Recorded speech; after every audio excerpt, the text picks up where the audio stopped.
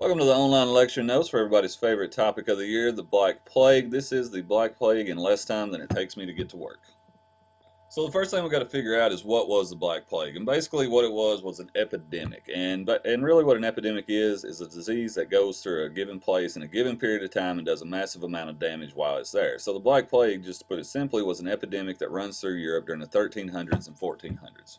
So the next question would be, what happens to you when you get the plague? And basically what it is it's a disease that attacks your immune system. So you go through several stages from the time you get this thing to the time you, in most cases, end up dying. Remember, the plague killed anywhere from 50 to 75% of the population of Europe while it was there. So here's kind of the way it goes.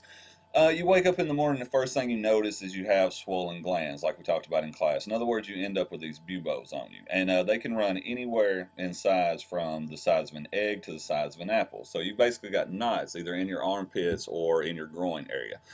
Next, as it progresses through your system, you end up with black splotches, whether it's at the tips of your fingers or throughout your entire body. And this is simply a result of the blood vessels in your body breaking down, and it basically forms like a form of dark bruising.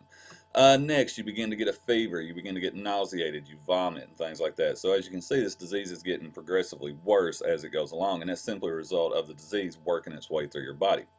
And lastly, you end up with fever and all these things. And I think we talked about in class spasms and seizures and things like that. And eventually, in most cases, between 5 and 7 days after you get the disease, you end up dying. So it runs relatively quick, and it's pretty devastating as it goes through your body. So, how did it get to Europe? That's really the main question. The best guess, and remember, this is kind of putting the pieces together, but most people, most historians seem to believe that it started in Asia, somewhere in Asia during the 1300s, and the way that it got to Europe could be in a variety of ways. The best guess, based off the evidence that is available, is that it came from merchants through one of two ways: either the Silk Road land route or the Indian Ocean trade network. So merchants are kind of the focal point of it and where it came from, but it also spread in a few other ways.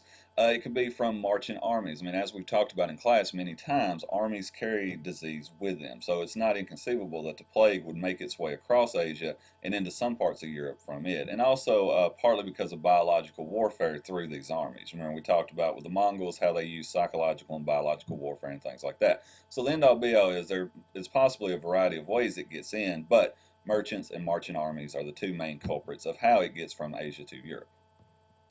Once the plague makes its way into Europe, the question would then be, how does it spread from town to town, from place to place in Europe? And the main reason that it does is just simply fleas on rats, like we talked about in class. The Oriental rat flea, which is the one that we looked at in the lovely picture that you see there, is the reason for the spread of the plague in Europe, or the main way, I guess I should say. As we move forward in time, the plague ends up evolving into what's called the pneumonic plague, which means it spreads through contact through the air.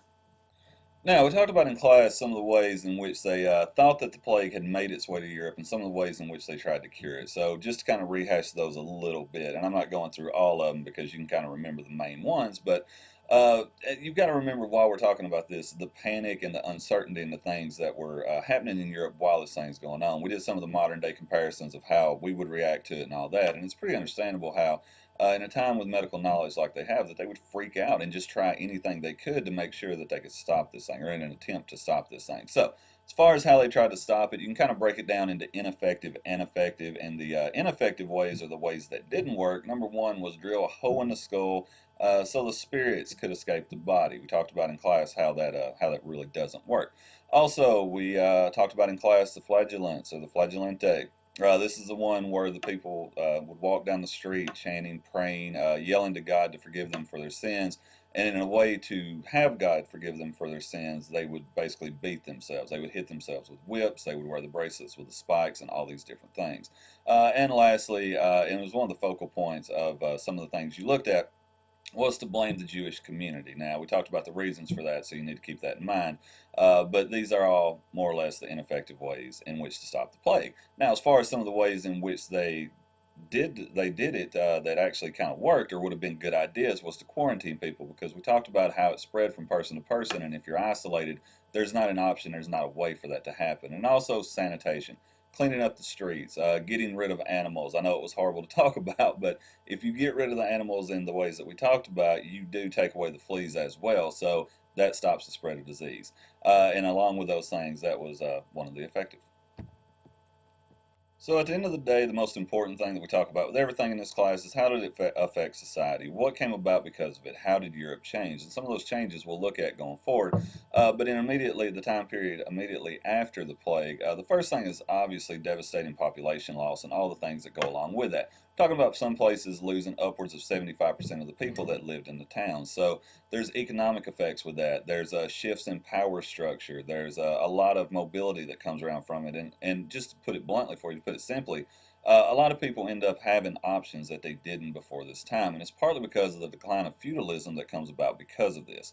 With the decline of feudalism, people can now kind of shop around. They can travel around to try to get the best offer for their services or get a job at the best deal or at the best wages, I guess you could put. And last but not least, the continuing weakening of the church. And we'll look at that a little more going forward as well. But a lot of people begin to not necessarily doubt the church, but they lose a little bit of faith in it because the church is preaching all the time about how to get rid of the plague, the things you must do to get rid of the plague, and it's not working. So over a period of time, as their words become less and less powerful to people, you see some questioning and things of the church come up, which we'll deal with a little bit in the Reformation.